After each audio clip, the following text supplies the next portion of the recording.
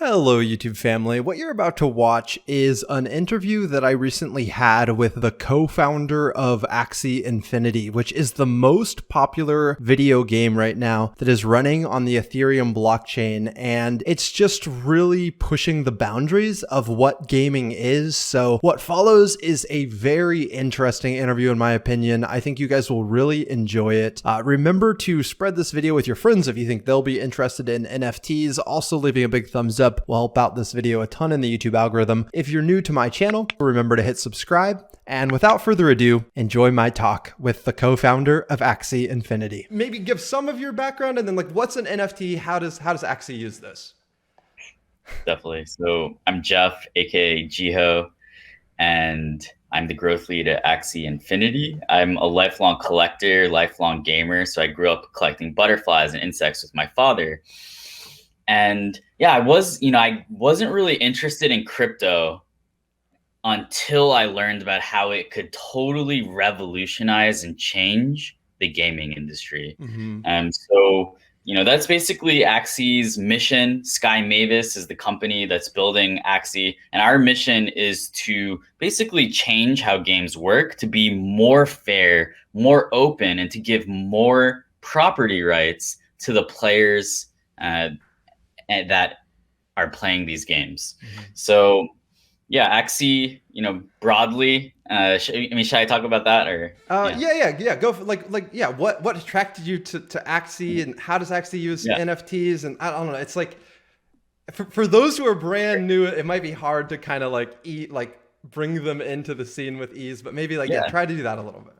So basically, an NFT is a unique crypto asset. So every Bitcoin is the same as another Bitcoin, but NFTs are crypto assets that are actually unique from each other, right? So game assets, art, collectibles, even something like a house, these are NFTs. They're kind of, they're not like money, right? And with money or cryptocurrency, each one is exactly the same. So NFTs are being used increasingly these days to kind of supercharge community by giving people more ownership over their digital stuff, right? So we're living in an increasingly digital world, and it doesn't make sense for, some company to be saying like, this is what you own it in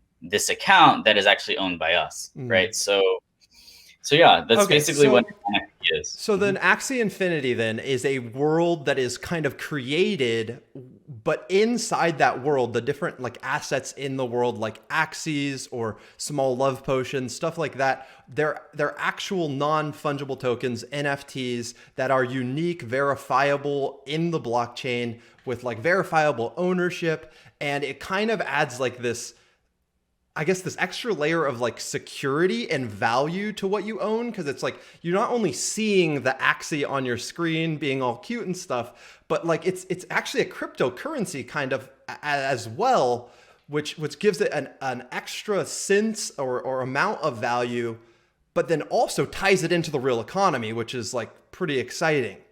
So explain a little bit more in depth then, based off of that, how Axie is so different from a traditional video game, that we've grown up with.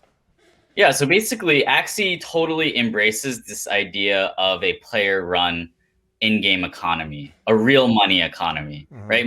I grew up playing things like World of Warcraft, Diablo. I was always getting in trouble, trying to monetize my time in games, selling items for cash, things like that. They're all violations of the TOS. For us, we believe that by giving players more rights and the ability to basically have free markets within these games, that it creates a true, a supercharged in-game economy, and that makes for really fanatic community members that are, there's basically this hive mind effect where the players, because they have an economic interest in growing the game, right? They just, they work so hard to help grow the entire ecosystem. So yeah, Yeah, no, I've definitely experienced that myself. Like I learned about Axie, bought my first few Axie, started playing, and I'm like, man, I want this game to succeed. And if that's true, I should start making content about it. Yeah. Okay. So what was like the main thing when like you first heard about Axie Infinity? You were one of the first few people to join the team, right? Like what was Sure. that initial thing that like made you say like, this is what I want to be a part of? Yeah, so I knew there was already in an inevitable future for me that blockchain gaming would change how games are played. That was already something that was stamped clearly in my mind from like the first day that I ever interacted with a blockchain game. However, I was really looking for the right project to add value to, and so I found Axie. The art initially, just drew me in. It was something relatable. It was something cute and fun. Something like the games that we played growing up and have a lot of nostalgia for, right? Like there is currently this trend of like Pokemon nostalgia, even Tamagotchi nostalgia, right? And I think like actually, the art really drew me in. And then the other thing that I liked was, the community was super welcoming. There were only like 5 people there, but they really cared a lot about the project at the time. That's what initially drew me in. And then just the potential, right? Like I knew that a blockchain game that was going to change the world, it needed to have a lot of fun baked into the universe. There needed to be like awesome, many different types of battle systems, many different types of ways to earn resources. Those resources would actually be, real cryptocurrencies, a real in-game economy. I thought that, Axie, as soon as I saw it, it was love at first sight. And I just started to contribute, right? It was like I started as a community member just helping out in the Discord, writing, and then things kind of progressed from there as I took on more and more responsibility. Have you read Ready Player One or seen the movie, I guess? Yeah, I'm familiar with it, right? Like, so basically, there are a lot of ideas of the metaverse that are kind of coming to it's like the first draft, right? We're starting to see with an Axie. Right. Yeah. For example, we have a token called AXS, which is basically, a real slice of the game. If you own AXS, you basically become an owner of the network. And we basically distribute that, and we will start to really distribute that and ramp up the distribution of that, over the next couple of years. And basically, this is kind of like the Easter egg hunt, right?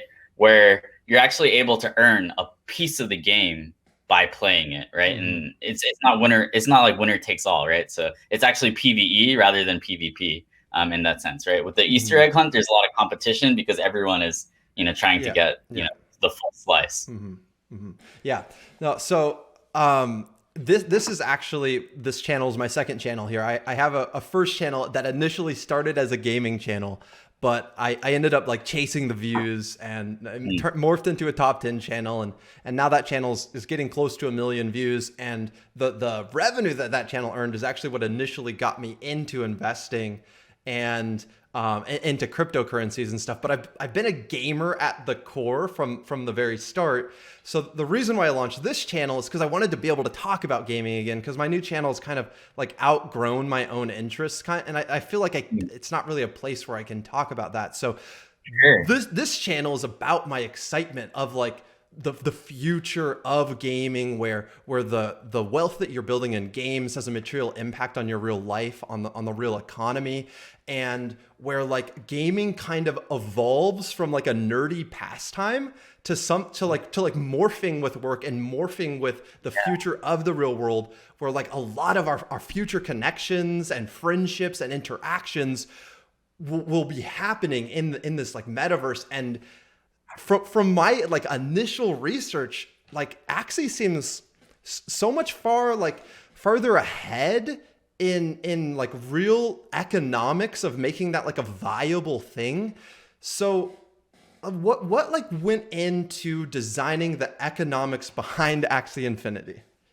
Yeah. I mean, I think, right, Axie is a marriage of fun, right? Something that's fun and sticky with this idea of a real economy that is the future of work, right? Both pillars are really important.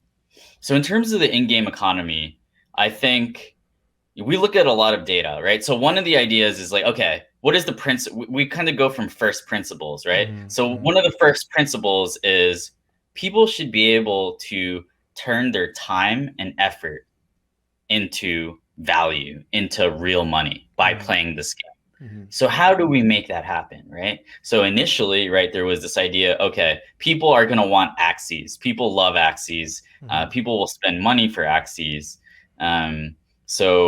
But like, if we have too many Axies relative, right? If it's too Mm-hmm. easy to make Axies, then no one's going to want them because they're just really cheap. Yeah, And or even if people do want them, they're not going to be worth anything because they're just everywhere. It's like you kick them by walking around. Yeah. because we actually played CryptoKitties, Mm-hmm. which was like the first blockchain game, kind of, right? It's Yeah. not really a game. It's just, but at a certain point, there were just millions of cats Mm-hmm. and not that many players, and Yeah. it was kind of like not that special of a thing, right? Yeah. So basically, what we wanted to do is make sure that in the beginning, that the Axie population growth was also kind of tied to the player growth, right? Okay. So Okay. we implemented this idea of proof of play, kind of proof of work, Mm-hmm. right? Where you need to actually play the game for a certain amount to be able to produce something like an Axie, Yeah. produce the tokens, right? Okay. So Is this like a reasonable way to think about it? So with Bitcoin, you have Bitcoin miners that are kind of allowing the network to function, and they're getting Bitcoins as a payment for their services.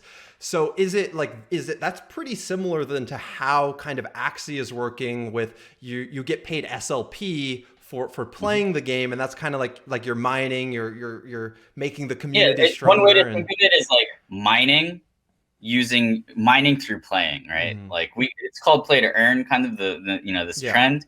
But one way to think of it is like mining through playing. Yeah. Mm-hmm. Okay, so talk a little bit about, because you mentioned crypto kitties.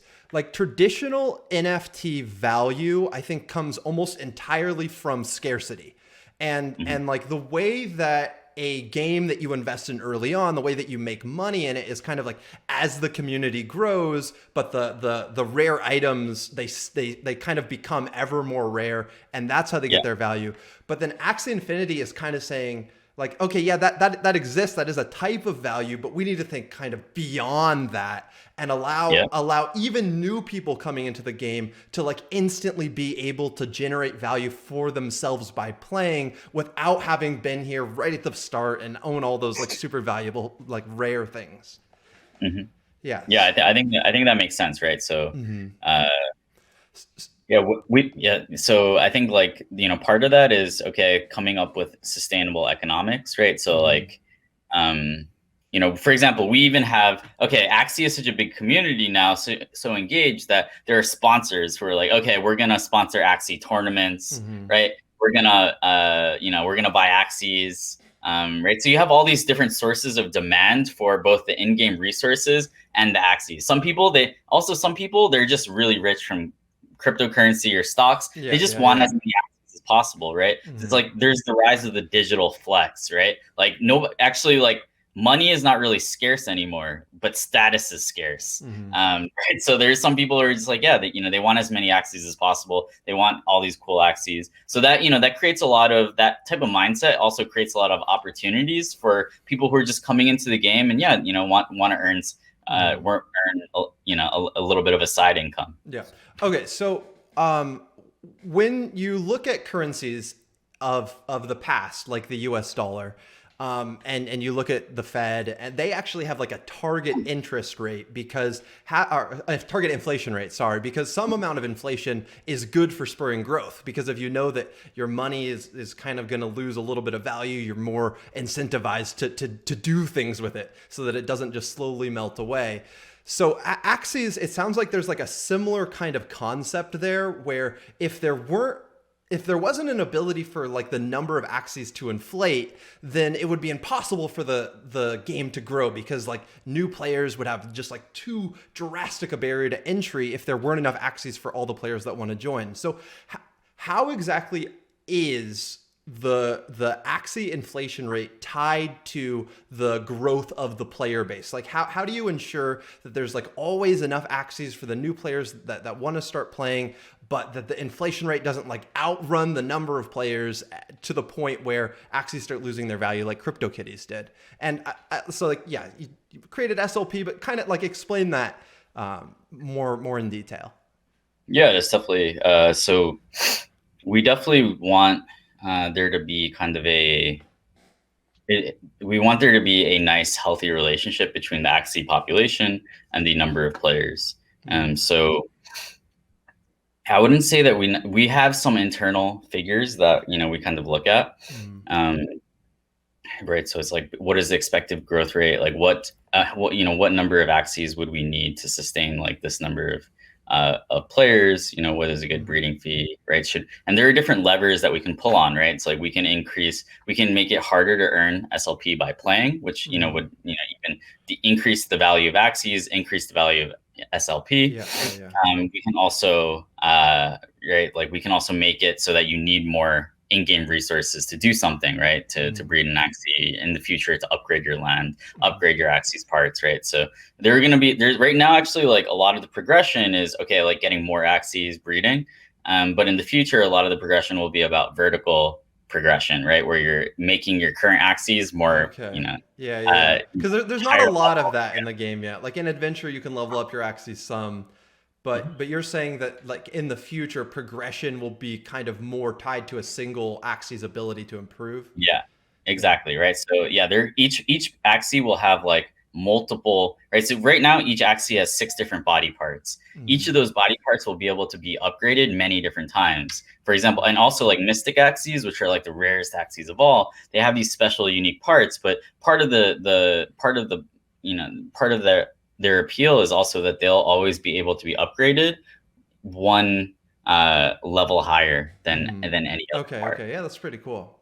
So then those upgrades though are tied to like the PvE land side, and then it seems like the PvP side. This is a little bit of digression from Axie inflation, which I do want to ask a little bit more about still. But the PvP power of an Axie and the PvE power of an Axie. So when you're in Adventure, they're separate, right? And there's really no connection there. Sorry. So basically, yeah, like we see PvE, PvP as like kind of totally distinct. Right. At least right now. So we'll see. I mean, the thing about Axie, right, is like right now people think of it as like one application, but actually like there are going to be many different things built on top of Axie. Like we're building land, we're going to open up an SDK. So a lot of the experiences are going to be user generated as well. So, yeah. Okay. Cool. Yeah. So it sounds like you guys have some levers that you can pull based on what stats that you're seeing, and you're kind of like the Fed. You can look at all the stats of the economy and try to make the best steps to keep it healthy. So that's pretty cool. So before I move on to the Axie, or from the Axie inflation rate though, I want to read a comment that I got. Because it was pretty interesting, and I wasn't quite like sure how to answer it, and I would be curious to know how you would answer the question. So somebody commented on my video. He said, "Good video. I love games like Pokemon and Hearthstone. I'm so excited for this game, but I don't have time until summer. Do you think I should try to buy 3 Axies now for the future? I am able to spend now that money without a problem, and I'm worried that if I wait, it's going to get more and more expensive to start playing the game, and I won't be able to do it. I know this is only an opinion, but what do you think? So should he buy his Axies now, or should he wait until he's actually able to play the game?" Yeah, I mean, so there are things like scholarships, right, where you can actually go into the Axie Discord and people will lend you Axies. So they'll give you access to an account. You can play it, see if the game is fun, right? Like, I don't think that you should make any economic decisions before you decide that the game is fun or for you, right? Right now, obviously, Axies are being priced like cars, right? Because it's like, okay, like people will buy a new car, like even if they, wouldn't have. Why? Because they can use it to drive Uber, for example, right? So that's how people are starting to think of Axies as basically, So it's a passport to a new job. So that increased that made a lot of demand, right? Like when Axies were 30 cents, nobody wanted them because the in-game economy, the game wasn't really functional, right? We're still very early in alpha. So yeah, well, I guess, I would tell him to, try and find a scholarship, and, decide if, he really wants to play the game. And then we will have in the future, right? Like we're in alpha. We're not trying to do any marketing right now. But what I would say is in the future, we're going to be ready for an entirely new audience where people can we'll be able to just start playing, by using these free soul-bound, non-breedable, non-transferable Axies before, and then they can kind of learn about the game, figure out what's good. That's pretty cool. Before making any huge economic decisions as well. Yeah, no, that would definitely help with the barrier to entry side of things. But yeah, no, I see what you're saying though. People are starting to price Axies a little bit more like they are investments because they really are, and you can earn money with them. So it's kind of a thing. Like, yeah, if you invest $300 and you get your 3 Axies, but now you're making $10 a day playing the game, it's like, all right, it doesn't take that long until all of a sudden you're earning money from those Axies and the investment has paid off, and you can still sell those Axies at some point if you wanted to. So yeah, no, the economics of playing, I was surprised when I started how well they really do work for the player. It's pretty cool. I mean, it's also, the result of a couple of years of experimentation. Like, I think we've done more experimentation around this than anyone else in the world. And also what I'll say is, right now, like the Axie population is kind of artificially constrained because the gas prices are so high. Yeah. Not very many people are breeding. Yeah. People can't breed, but that will change because we have something called Ronin, which is basically something that will allow people to explain that a little bit more. So it's like a side chain built on Ethereum, right? Yeah. So basically, right now, a lot of NFT projects are using Ethereum, but the problem is a lot of DeFi projects are also using Ethereum, and this is pushing up the price to basically make transactions on the network to kind of save something. So basically this has given rise to the need for something called a side chain or a layer 2 solution. They're kind of slightly different. Okay. But so Ronin is an Ethereum side chain. It's kind of a separate sister blockchain to Ethereum. They can still communicate through a bridge. But the good thing is that the things happening on the side chain are not like negatively impacted by congestion on the main blockchain. Okay, so the gas fees on Ethereum will have no direct connection to the fees that you pay on Ronin, but you can still easily transfer things between Ronin and Ethereum. So yeah, you kind of get the best of both worlds there, where you're still directly connected to the economy, but you're not paying Ethereum gas fees. That's cool. Yeah. Okay, so I wrote this question down, but maybe I found out the answer just by doing some Googling. But maybe you could answer it because it will provide a little bit more color on exactly how earning SLP in the game works.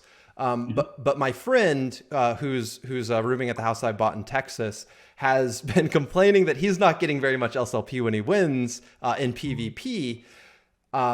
So like at one point he used 10 energy, won 5 games and only won 5 SLP for that. Whereas like I've been winning like 7 or 8 SLP for my wins. So how exactly does that work?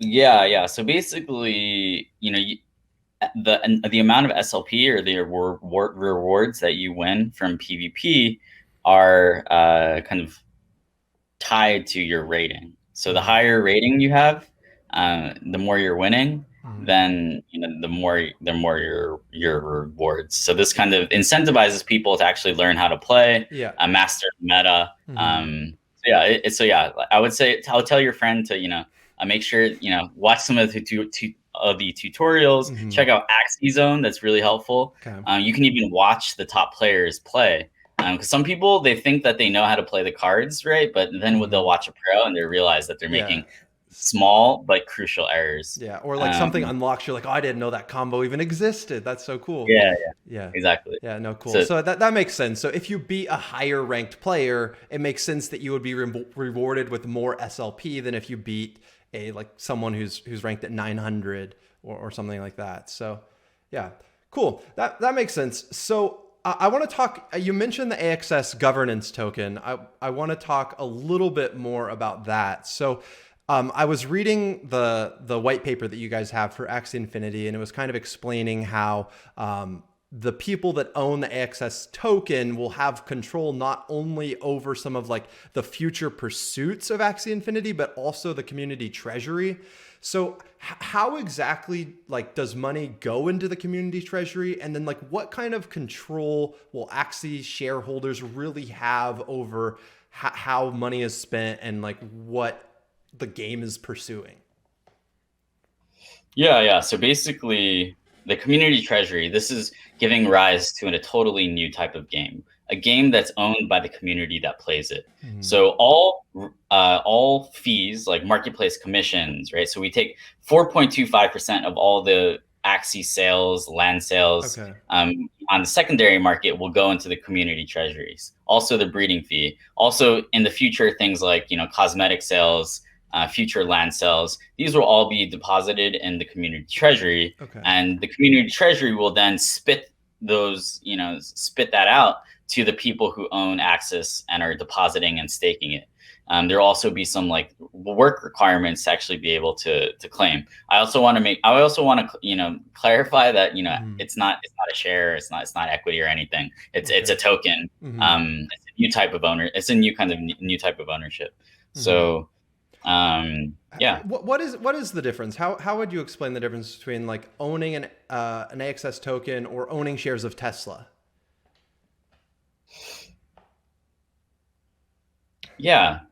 I would say so with AXS token, you actually have to do some work to be able to claim rewards, right? And that work means that you're playing, you're actually involved with the game and like you're spending time in it. Is that what you mean? Yeah. Okay. There's basically some work requirements where in order to claim your rewards, you need to maybe play the game, vote, things like that. So does that essentially mean that like some outside force that's not actually part of the community, not actually involved in the game, doesn't have the ability to kind of like buy a bunch of AXS tokens and then kind of control what's going to happen to the game? So like only players of the game can control the game. Is that kind of the idea? Yeah, I think the idea is to align incentives between everyone in the network. So to align incentives between the Axie core developers and the community by giving everyone an equal footing and ownership of the network, right? Because it doesn't make sense for like these players, the only thing that they own within the game is NFTs. Whereas we're the Axie core team and we're making millions of dollars off of the hard work of the community as well, right? So obviously we do a lot of work too, but we wanted to basically have a smaller slice of something that's huge and revolutionary and a huge slice of something that's centralized and destined to fail. Yeah, no, I think that's really wise in my opinion. I think that's very far looking and yeah, that's cool. Okay, so let's move on now to the barrier to entry. And I know you mentioned scholarships and stuff, but one question that I have is, are you guys like accounting for the actual price of Ethereum to US dollar? And will that kind of affect how you pull the levers for the Axie inflation rate? Like, so for example, Axies might not become more expensive in the amount of Ethereum that they cost, but they could become like almost out of reach if just Ethereum goes to like 20,000, for example. Would that cause you to want to make it like maybe cheaper to breed Axies or something so that you can bring that barrier to entry lower? Is there like a target dollar range that you guys are looking at, or just Ethereum range? Yeah, that's a good question. Yeah,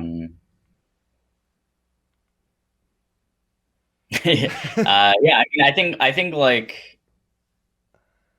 it's a difficult thing to really predict. I would say like in the future we do want to allow people to list in terms of like a stable coin, so to basically list in terms of US dollars.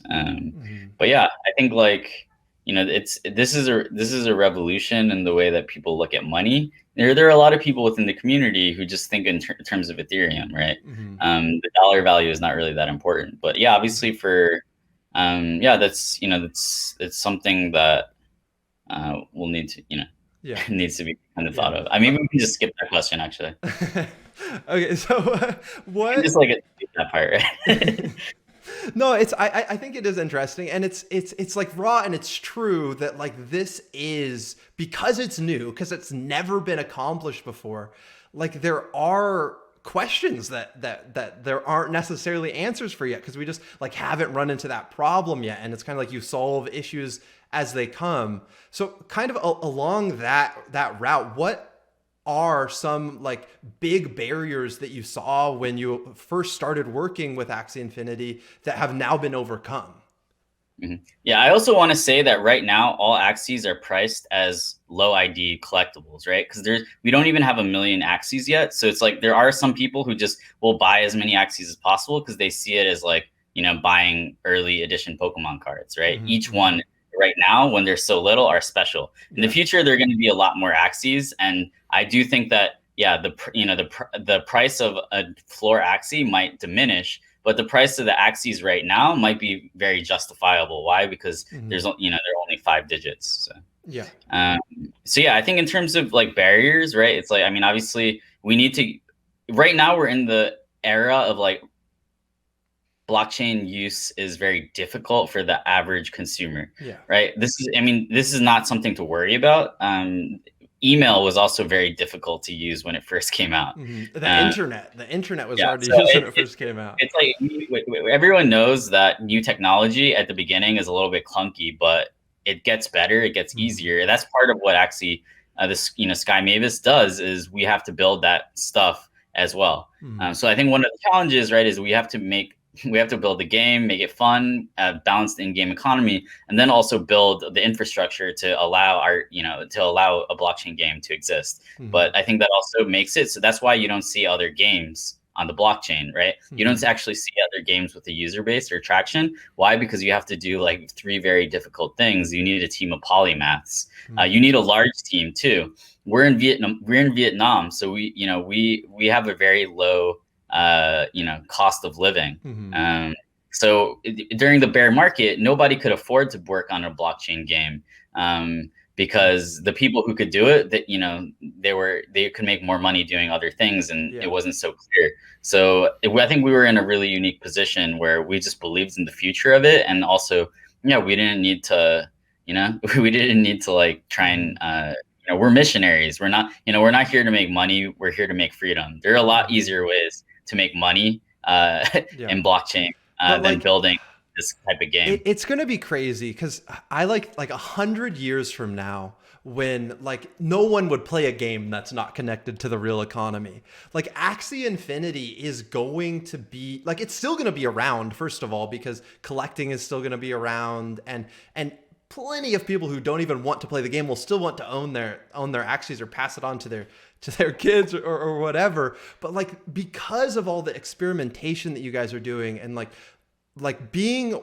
willing to run into the problems and tackle the problems, that is creating this legacy, and it's going to enable like this future of gaming to happen. I think it's really cool. So another problem that I saw that you guys are going to have to tackle once you allow people to start playing without buying Axies is, how do you allow like free to play testing that's fun without cannibalizing the core game, like ensuring that like there's value to owning the Axies and actually investing that money, but also like people who try it out, they can enjoy having the free fun as well.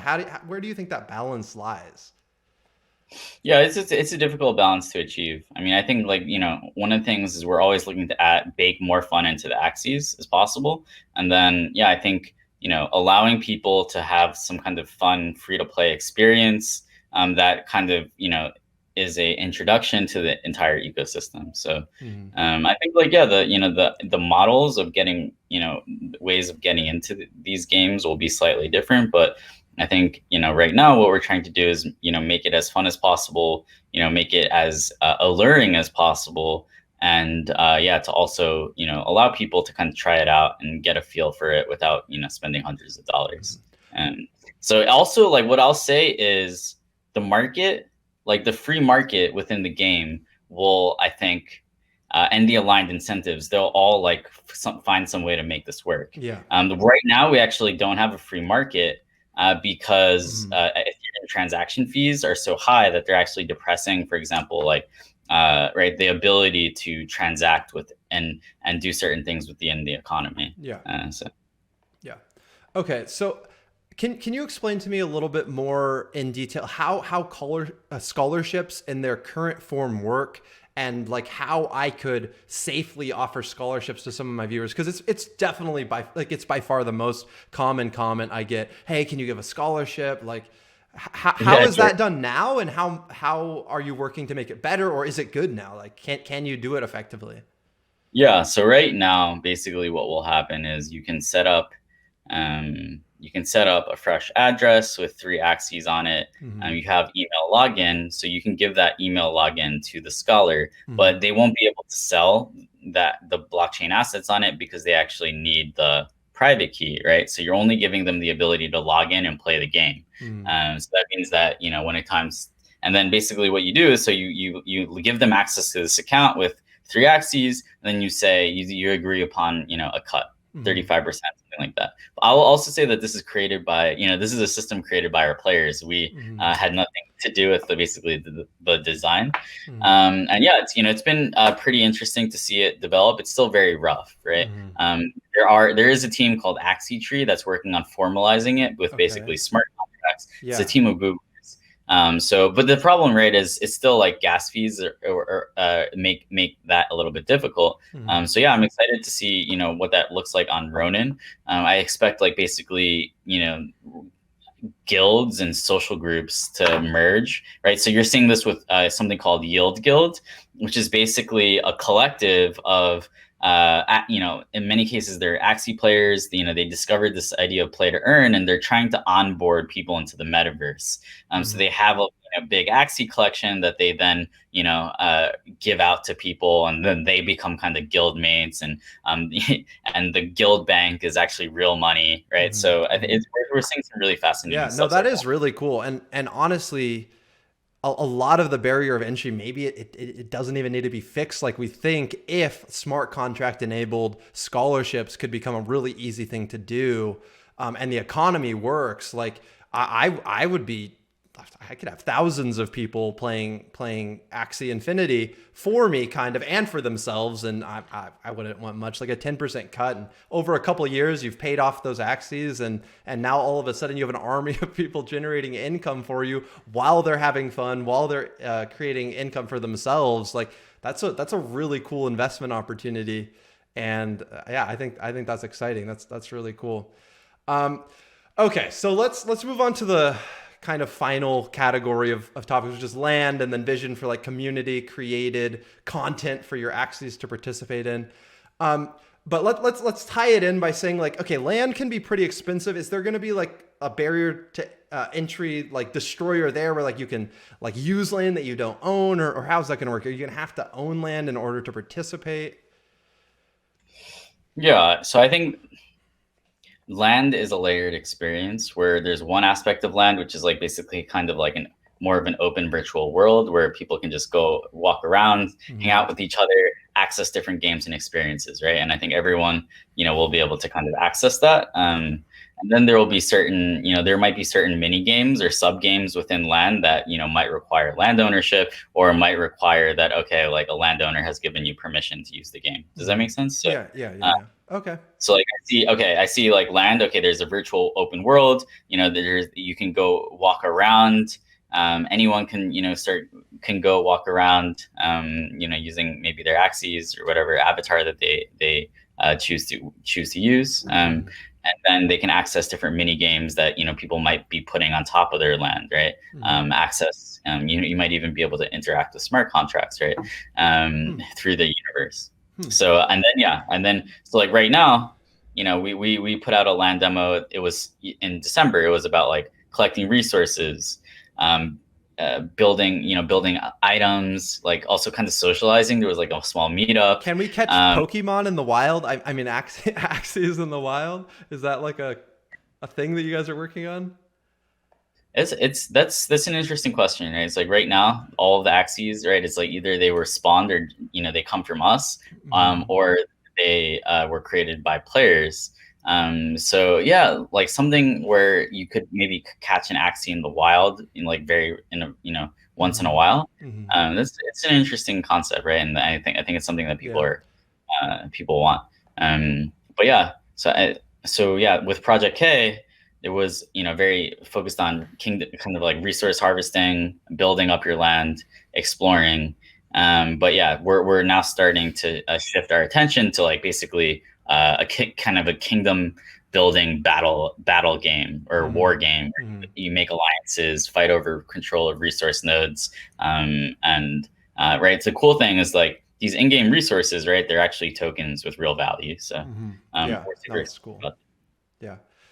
Okay, cool. That's pretty interesting. So what is like your vision then? So as far as like community created content goes, like if you own land, you're going to be able to like create your own mini games on that land, or can you even go beyond that? Like, are people going to be able to create like their own applications that you can use your Axies in? Like, what is that whole vision for community created content? Yeah, I think that's a good question. So yeah, we're definitely into user generated content, community created content. I think that yeah, a lot of games, a lot of experiences will be hosted on top of land, but there will also be some that are like even larger visions that are entire games using the Axie IP. Yeah. So like one thing is like we know that blockchain game is going to be a huge industry, and we're going to be a category defining project, a category defining team. When Axie blows up and has millions of users, tens of millions of users, all these gaming studios, especially like indie gaming studios, right, that feel like they're priced out of the current paradigm, they're going to start looking at blockchain. And they're going to come to us. They're going to want our advice. They're going to see themselves in us. Why? Well, we see ourselves in them. Yeah. We were people who always wanted to make games, but we never had an opportunity to until blockchain came. So, we know that there are a lot of people out there with latent potential, and they need to be unleashed. So basically, they can come to us. If they don't have the art, they can use the Axie IP, right? We'll basically act as game publishers. If they have the art, then yeah, maybe they can be an alternative game within our universe. You can maybe think of us as like the Nintendo of blockchain games, right? I'm picturing this world where my Axie NFT, I can take my avatar and play 100 different games with my Axie, and it's like the battling that exists now is only one small fraction, like one possibility of the millions that can exist, and especially it's called Infinity. Yeah, especially if you like release the Kraken, which is the community, and allow the community to start generating content. Like that is how the Ready Player One metaverse is going to be created. It's not going to come out of the mind of one person or even one team. It's like the whole world coming together and being able to like share their ideas in this decentralized world is kind of what's so excited about everything that's happening here. So have you guys like thought about possible partnerships with other games, or doing partnerships with other games in the future where like someone can take their Axie and participate in that completely separate game with their Axie avatar? Yeah, I mean, so we've talked to a bunch of different game companies, and they're interested in working with us. We want to be very careful. Like what I'll say is like, we have a very high standard for what projects we want to associate ourselves with. So far, actually, we've only worked with DeFi protocols because we've only seen DeFi protocols get product market fit, right? Within the blockchain universe. We also we like to work with teams that are bigger than us, right? So yeah, we've talked to, and then so yeah, I think like this idea of like cross world, cross gaming interoperability is going to be an interesting thing. It's also going to be like an attack mechanism too, where if I want to grow, I can give if there's some other NFT project that's bigger than me, then we can give utility to their assets in our universe, make it a crafting ingredient, something like that, right? And then get them attracted to our universe, And the other team is permissionless, right? We don't even have to ask for permission. I think that's like an interesting way. Like everyone is like very collaborative or whatever. I'm a little more aggressive actually in certain ways. So yeah, so I think that's an alternative kind of path forward for that. Yeah. Okay. Yeah, that's really interesting, and I'm excited to kind of see what happens. The whole world is just so fresh as far as blockchain enabled gaming. So I've heard you say in other interviews that Axie Infinity will never be finished. Can you expand on that idea a little bit?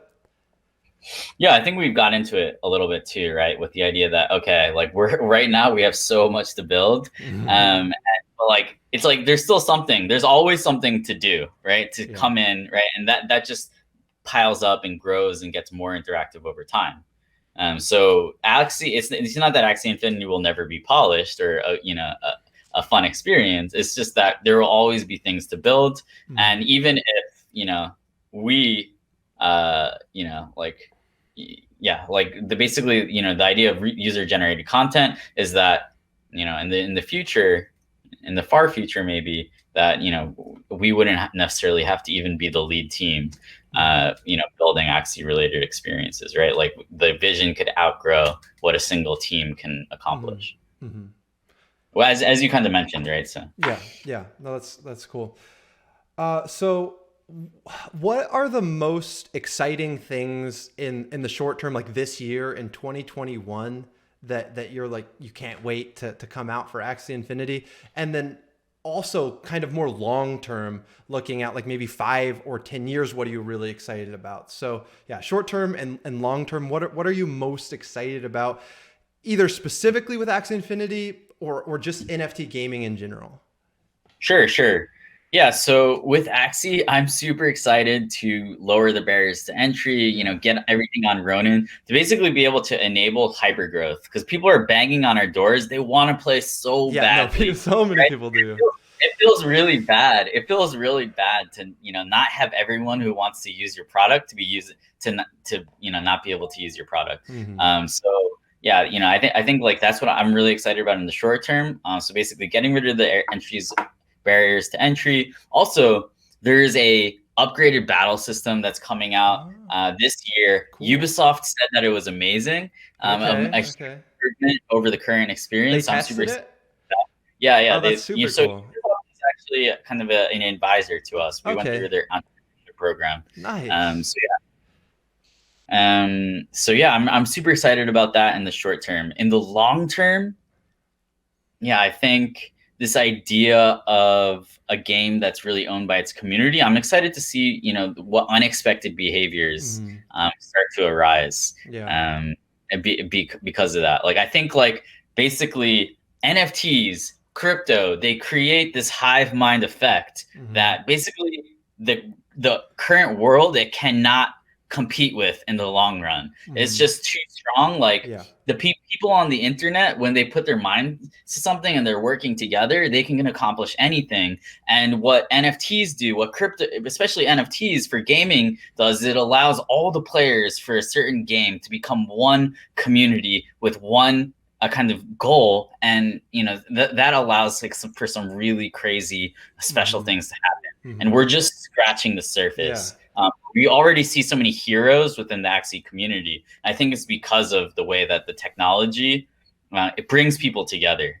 So like, that's the way that I see NFTs. It's like, it supercharges community. It's, NFTs are freedom capsules, right? It's like medicine for a really increasingly restrictive physical world, right? So it's like, the physical world is getting dark, like, and kind of like restrictive with the lockdowns and everything. So people are going online to find freedom, and NFTs are basically one of the gateways, the passports, to be able to accomplish this. Yeah, no, that's really cool. I almost feel like there's like 3 levels to gaming now, where like you had the super traditional companies that made like Call of Duty and never listened to the community about anything, or if they tried, they implemented it poorly. Then you had like the next generation of games like League of Legends and Riot, where they tried to listen to the community and they would like upgrade things and like read the forums, and like now you have the third level of gaming, which is NFT enabled and community owned,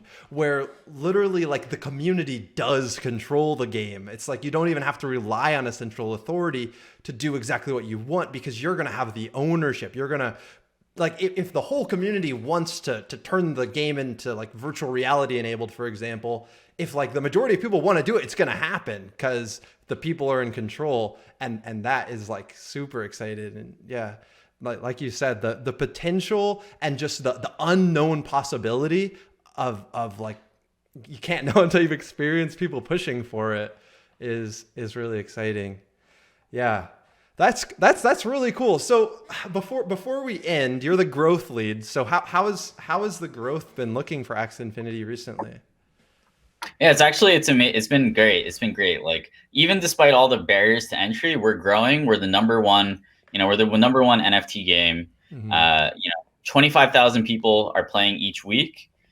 We just saw the largest NFT sale of all time happen within our universe, $1.5 million for 9 parcels of land. That article is actually why I started looking into Axie Infinity. But yeah, keep going. You're a top 10 guy or whatever, right? Yeah. So like, what is, like, we believe that this is the top game asset sale of all time, at least top 5. Yeah. So yeah.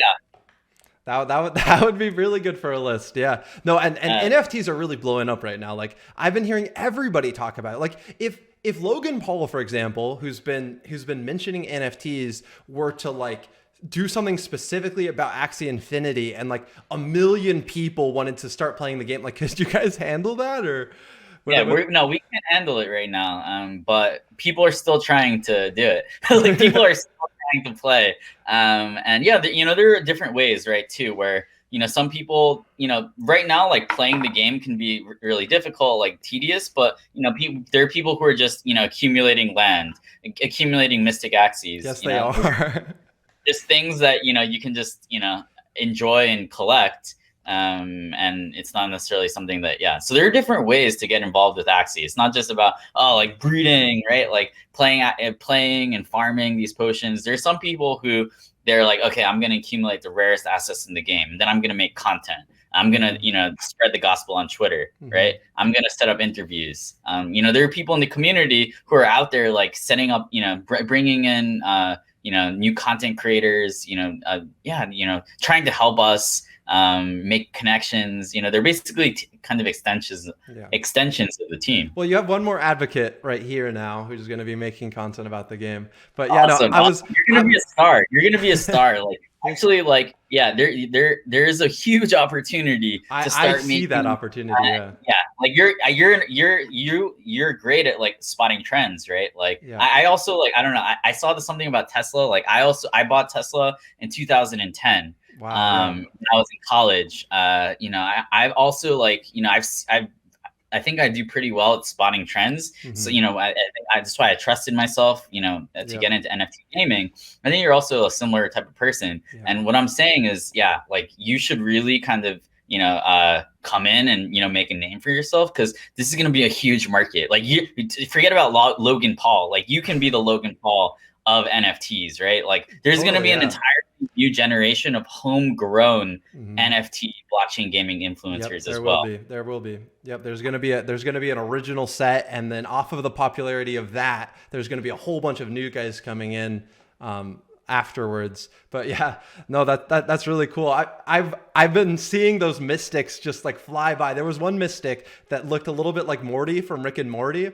And I was gonna buy him and name him Mystic Morty. So I started my transfer, and then he was already purchased. He was like for sale for like 5.5, and then he went back to sale at like 7 Ethereum. So then I was gonna buy him for 7, and now he got purchased again.